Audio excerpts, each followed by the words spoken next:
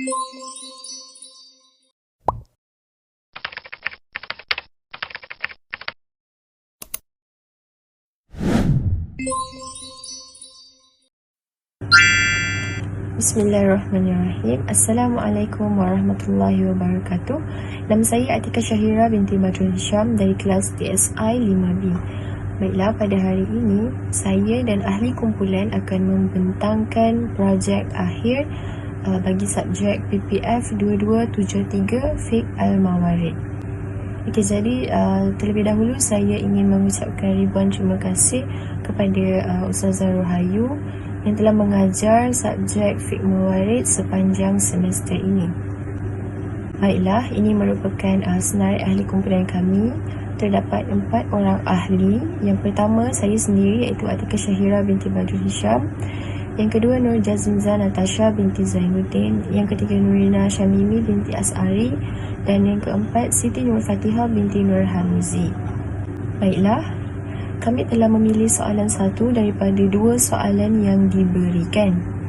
Soalan satu, Dahari meninggal dunia dengan meninggalkan seorang isteri, 2 orang anak lelaki, 3 orang anak perempuan, ibu, bapa, 2 saudara lelaki seibu sebapa, 2 orang saudara perempuan seibu sebapa dan seorang saudara perempuan seibu.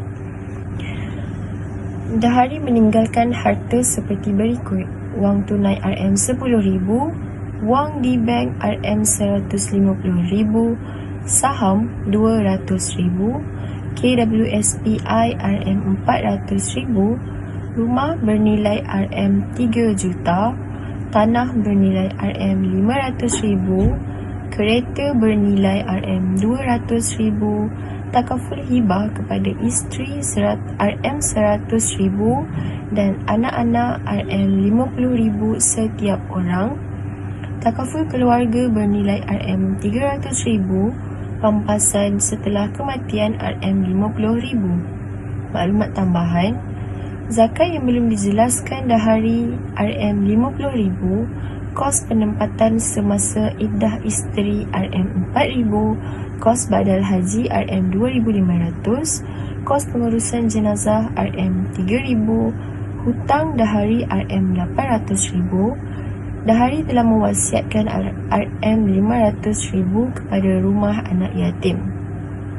Jadi kami akan jelaskan nilai harta pusaka dahari dan menunjukkan pembahagian harta pusakanya satu persatu. Okey, seperti yang kita tahu, harta pusaka dapat dibahagikan dengan 2 kaedah, iaitu faraid dan juga muafakat, iaitu secara persepakatan di antara ahli waris. Okey, jadi saya akan mengirakan harta pusaka dahari. Harta yang ditinggalkan iaitu wang tunai RM10,000, wang di bank RM150,000, saham RM200,000, KWSPI RM400,000, rumah 3 juta, tanah RM500,000 dan kereta yang bernilai RM200,000. Setelah ditambah semua nilai harta yang ditinggalkan, jumlahnya ialah RM4,460,000.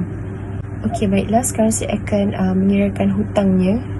Zakat yang belum dijelaskan sebanyak RM50,000, kos penempatan semasa iddah isteri sebanyak RM4,000, kos badal haji sebanyak RM2,500, kos pengurusan jenazah sebanyak RM3,000 dan hutang sebanyak RM800,000. Okey, setelah ditambah semua nilai ini akan mendapat jumlah sebanyak RM859,500. Di sini dapat kita lihat bahawa zakat yang belum dijelaskan dan kos badal haji merupakan hutang terhadap Allah. Jadi, jumlah harta yang ditinggalkan akan ditolak dengan jumlah hutang dan nilai tersebut akan menjadi nilai harta pusaka dahari. Okey. Harta yang ditinggalkan yang berjumlah RM4,460,000 akan ditolakkan dengan nilai hutang iaitu RM859,500 dan akan mendapat jumlah RM3,600,500 dan nilai itu merupakan nilai harta pusaka dahari. Baiklah, saya akan menyerahkan pembentangan ini kepada rakan pembentang yang seterusnya untuk menunjukkan cara pengiraan harta pusaka dahari. Sekian, terima kasih. Bismillahirrahmanirrahim. Assalamualaikum warahmatullahi wabarakatuh. Nama saya Nur Jasmiza Natasha binti Zainuddin dari kelas DSI 5B. Hari ini saya akan menyambut pembentangan rakan saya mengenai ahli waris yang berhak menerima harta pusaka.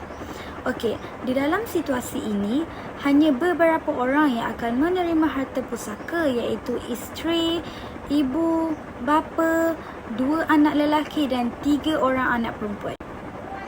Dan ada beberapa golongan yang terhalang, iaitu 2 orang saudara lelaki seibu sebapa. Ia dihalang kerana anak lelaki menghalangnya. Okey, yang seterusnya ialah 2 orang saudara perempuan seibu sebapa. Ia juga dihalang kerana anak lelaki menghalangnya. Akhir sekali, seorang saudara perempuan seibu, ia dihalang kerana anak lelaki menghalangnya. Okey, ini adalah ahli-ahli waris yang berhak menerima harta pusaka. Seterusnya, saya beri kepada rakan kumpulan saya untuk menyambut pembentangan tentang pembahagian harta ini. Assalamualaikum warahmatullahi wabarakatuh. Nama saya Nurina Syamimi binti Asari dari kelas DSI 5B. Saya akan menyambung perbincangan mengenai tajuk cara pengiraan bagi isteri, ayah dan ibu.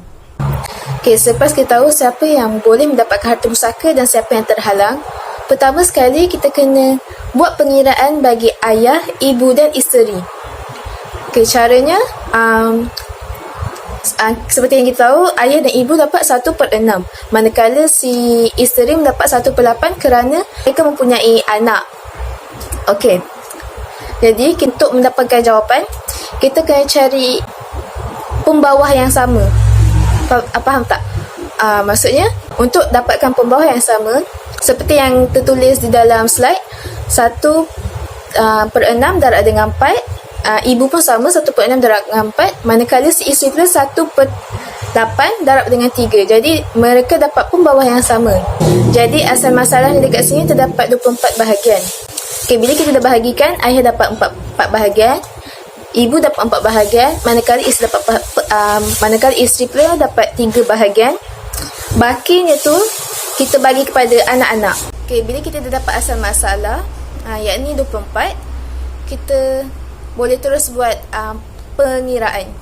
Di mana wang tadi yang kita dah tolak hutang apa semua tu, yang berjumlah RM3,600,500 dibahagikan kepada 24. Bila kita dah bahagikan kepada 24, jawapan tersebut adalah per unit. Maksudnya satu bahagian. Okey, jadi RM3,600,500 dibahagikan kepada 24. Jawapan dia adalah RM150,20.83 per unit. Ni per satu bahagian.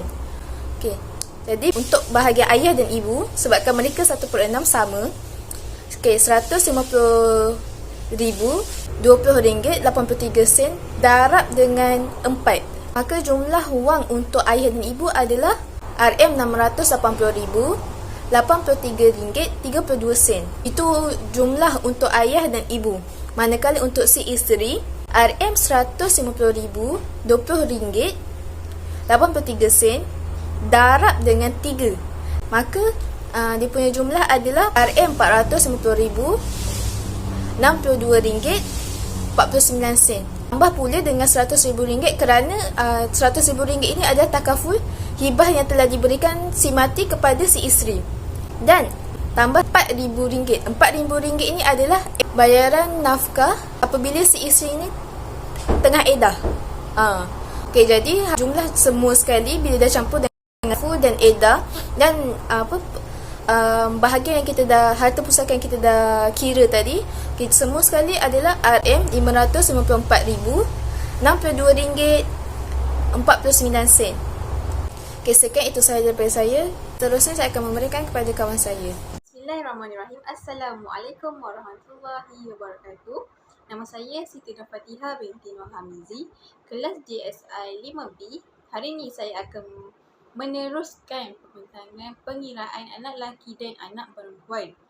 Okey, anak lelaki dan anak perempuan ini dikategorikan sebagai asabah kerana mendapat baki selepas pembahagian isteri, ibu dan ayah. Anak lelaki akan mendapat 1/2 dan anak perempuan akan mendapat 1/2. Lelaki 2/1, perempuan 1/2. Okey. Untuk mendapatkan baki daripada harta dahari ni, kita tambah dahulu isteri, ibu dan ayah, tolak dengan harta asal dahari akan mendapat baki 1,950,270.87 sen. Okey. Selepas itu akan dibahagikan kepada 7 kerana anak lelaki seorang 2. Okey, anak perempuan 1. Anak dahari ada 5 orang.